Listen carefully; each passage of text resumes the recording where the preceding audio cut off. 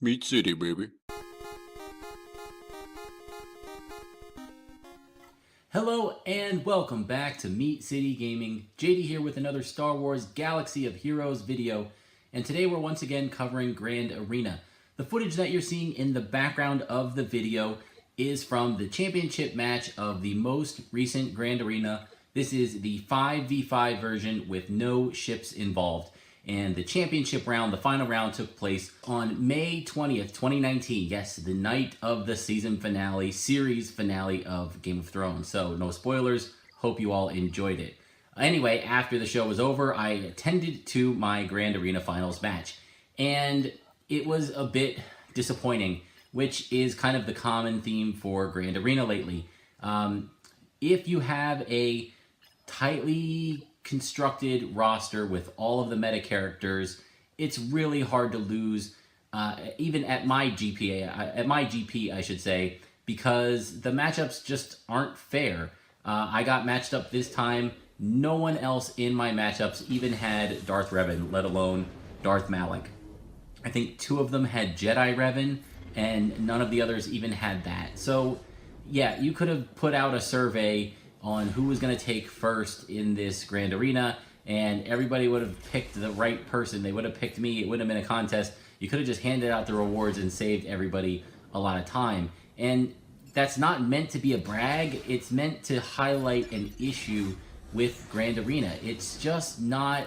I can't imagine it's fun for the people who get matched up against a roster like mine when they don't have the same characters. And it's not much fun for me to trounce these people. Even the finals matchup, it wasn't difficult. As you'll see here, I kind of skate through all of these with a one-shot, and I think that highlights one of the flaws of Grand Arena, that it's based on galactic power, and it's a bad algorithm. The good news is that Capital Games has addressed this, or noticed this, at least said that they've seen it as an issue, and that going forward at some point they're going to update their algorithm so that straight galactic power isn't the only thing or the primary thing that's going to be considered. There are going to be other factors kind of taken into account when they do these matchups. But I don't know if there's a way that they can do it to make these fights good. And I'll kind of swing this into the next example. We've heard about the Grand Arena championship tournament or tiered tournament or whatever it is that they've mentioned as well. Basically, there's going to be tiers of Grand Arena, and I have no idea how that's going to work. We haven't seen any details yet, but what I would imagine is you either get to voluntarily sign up and say, I want to go, I win most of my Grand Arenas, so I'm going to pick the top level Diamond League, so put me in Diamond League with other people who decide to go for Diamond League. Or maybe it'll be automatic. You've won 10 out of 12 of the 5v5 Grand Arenas, and so you automatically get put into Diamond League. And if you've won half, you're in the Gold League, and if you've won, a quarter, you're in Bronze or Silver, whatever. So maybe it's automatic, or maybe it's voluntary. But even if that's the case, even if you got matched up with perfect rosters, even if their algorithm said, find people that have the same top 5 teams. Like, if you have Jedi Revan, Darth Revan, Commander Luke, Traya, and Padme. So only put people in a Grand Arena bracket that have those same 5. Even if they were successful at doing that, then the whole thing would come down to mods. And that's not fun either. That's kind of what we have in Arena right now, is a speed meta. If you have the better mods, there are some tweaks you can make to your lineup to try and get around that, but at the end of the day, you need to have a certain level of speed mods in order to have a successful arena team, and that's not fun either. This whole thing, this whole issue stems from the problem of having a meta team that's untouchable, and that's been stated as the intent of Capital Games. They want Revan, Darth Revan, and especially those who got Darth Malak, to be untouchable. They don't want it to be defeatable. There have been theory crafts of, teams that can beat it, the Emperor Palpatines and whatnot. And then they get nerfed because they want that team to be dominant. And that mindset destroys GA. It destroys the Grand Arena, because if you have the #1 team and and the other guy doesn't. When you put yours on defense, they can't beat it and you win. If you both have it, well, you have to both put it on defense, and then neither of you can beat it, and neither of you will have much fun because you're just going to sit on defense. So that's kind of where this has gone. And basically, right now, the top 3 teams, give or take, are Darth Revan with Malak, Jedi Knight Revan, and a Commander Luke team. And, you know, you could say the new Padme team works in there somewhere if you're a super whale and you got them maxed and ready to go. Maybe they're the 4th. But if you have all 4 of them, you kind of have to put them on defense, and then there's no counter to them. There used to be this great rock, paper, scissors. Every team had a weakness. It had its strengths. You know, the First Order with Kylo Ren and Kylo Ren Unmasked, that was Jedi Ray training was its kryptonite, right? The Jedi Ray training could defeat the First Order team, but it was weak to other teams. And so it didn't matter what you put on offense or defense. It was kind of this cat and mouse and this counterplay. But now it doesn't matter. You put Darth Revan on D, nothing can really beat him. And then maybe Jedi Knight Revan can beat him with the right lineup and the right speeds. Well, now put Darth Revan and Jedi Knight Revan on D. Well, now what can beat, if your Jedi Knight Revan beats Darth Revan, what can beat Jedi Knight Revan? Not much. Maybe Commander Luke. So now you put Commander Luke on D. Well, then that's it. You've got that kind of trifecta at the top, and you can't get around it. There's no other rock, paper, scissors gameplay that really gets involved there.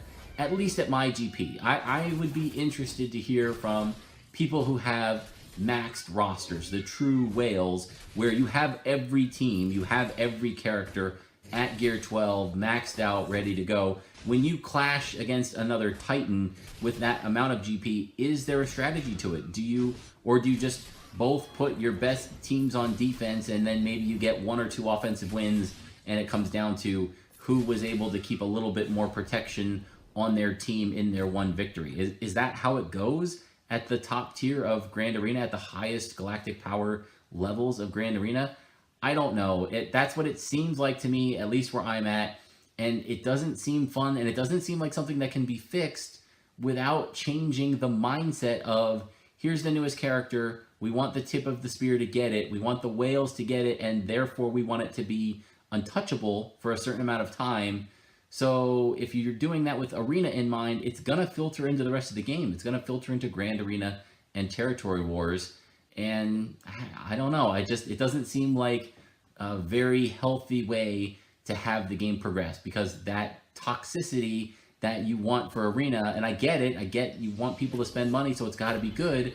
But if it's untouchable, then it's going to break other methods and modes of the game, which isn't something anybody wants.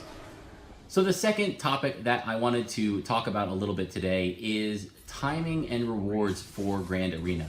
When Grand Arena came out, it was a really interesting idea and kind of a cool experience. You know, this one-on-one roster clash matchup, you know, with a double elimination, so to say, or 18 tiered rewards.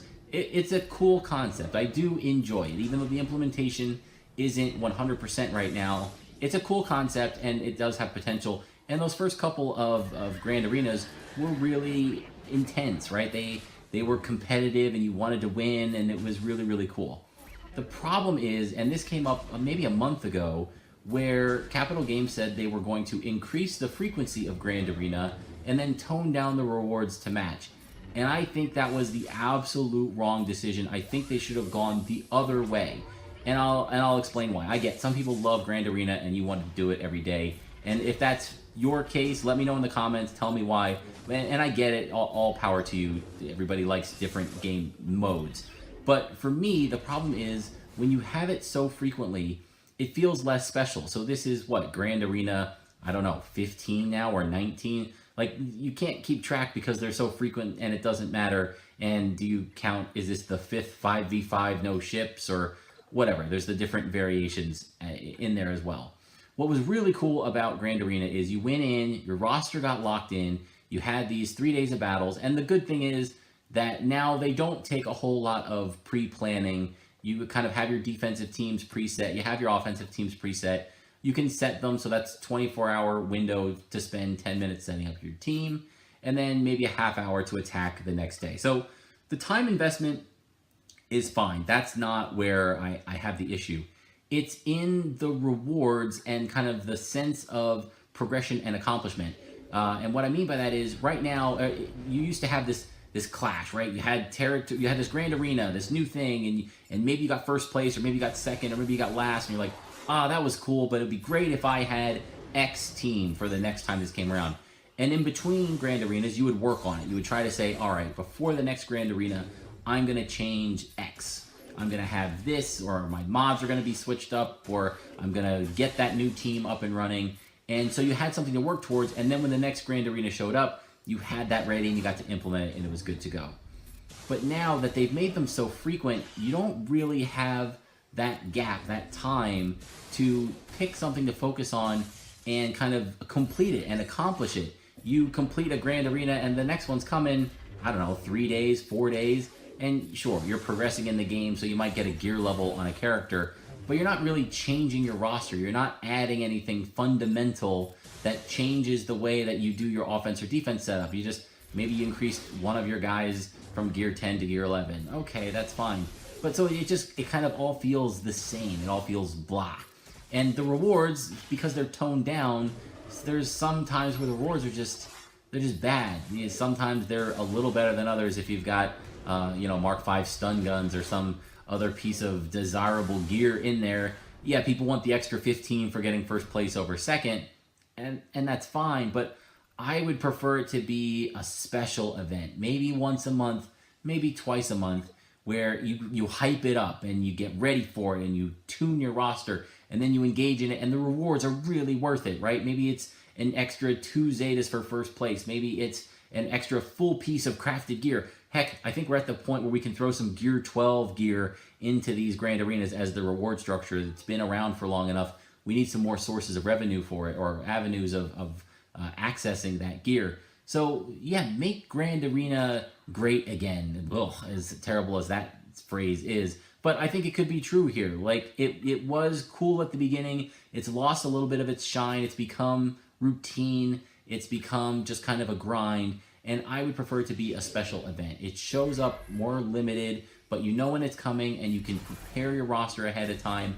And then you come in each one fresh. Like, yep, I've got my General Grievous droid team up and running and I'm ready to try them out this time. And my roster's better than it was last time. And I'm going to use that to my advantage in this upcoming Grand Arena. And I'm going to be chasing those increased valuable rare rewards rather than, oh, it's the second time this week I'm getting ready for Grand Arena. Yay, another 10 extra pieces of mod salvage gear or mod slicing gear or whatever it is. So a cool event. I like the concept, but it does need some tweaking, and I feel like the tweaking that they've done recently was in the wrong direction. So hopefully they do something to kind of rejuvenate Grand Arena, something with the matchmaking to make it a little better. Again, that's going to be tough to do with the current characters and the current meta. And then on top of that, I would say less frequently with bigger rewards. Make Grand Arena grand. Make it an event that you're looking forward to. So that's my thoughts on Grand Arena from the recent news. Hopefully you guys will share your thoughts. Do you love where Grand Arena is at? Was it better before? Do you look forward to it? Do you just sign up and let it pass by and get your minimum rewards for doing it? I'd love to hear from you guys in the comments. Thank you for joining me, and I'll see you next time.